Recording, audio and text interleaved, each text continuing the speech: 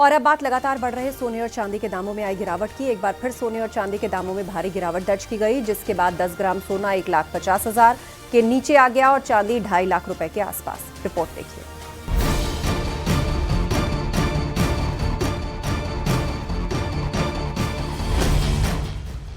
दुनिया भर के बाजारों में सोने चांदी के भाव में बीते कई दिनों से भारी गिरावट देखी जा रही है।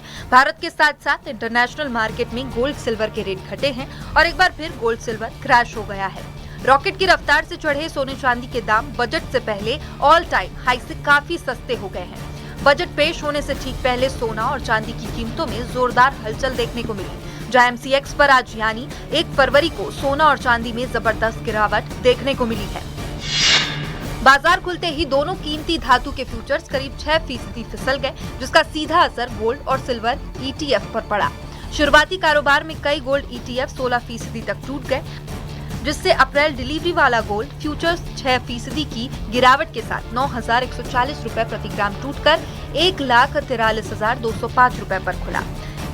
इस दौरान सोना अपने हालिया रिकॉर्ड हाई 1,93,098 रुपए प्रति 10 ग्राम से करीब 50,000 रुपए नीचे आ चुका है। सोने के दामों के साथ चांदी की कीमतों में भी ऐतिहासिक गिरावट दर्ज की गई है।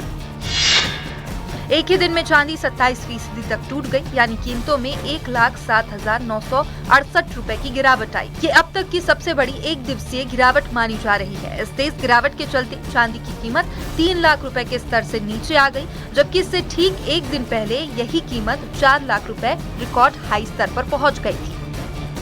सोना और चांदी में आई इस तेज गिरावट की बड़ी वजह अमेरिकी डॉलर में मजबूती मानी जा रही है। एक्सपर्ट्स की माने तो विदेशी बाजार के चलते ये गिरावट दर्ज की गई है। सामान्यतः है क्या, पूरे विश्व में देखें तो विश्व की स्थितियां सही नहीं है। जगह जगह युद्ध की स्थितियां बनी हुई हैं, उस कारण लोगों का इन्वेस्टमेंट सिर्फ सोना और चांदी में रह गया, इसलिए उसका भाव बढ़ने का मुख्य कारण रहा है।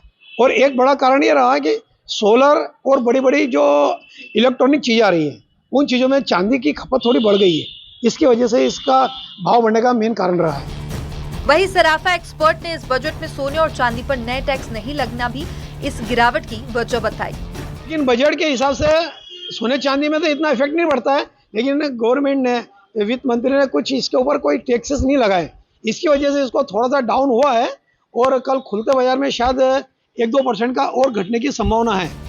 रविवार के दिन सोने और चांदी की कीमतों में जोरदार गिरावट देखने को मिल रही है और अगर आप इन बहुमूल्य धातु की खरीदारी का प्लान बना रहे हैं तो अपने शेयर के ताजा भाव जरूर जान लीजिए, ताकि आपको अपनी खरीदारी पर बेस्ट डील मिल सके और आपको किसी तरह का आर्थिक नुकसान ना हो। Bureau report, news 18।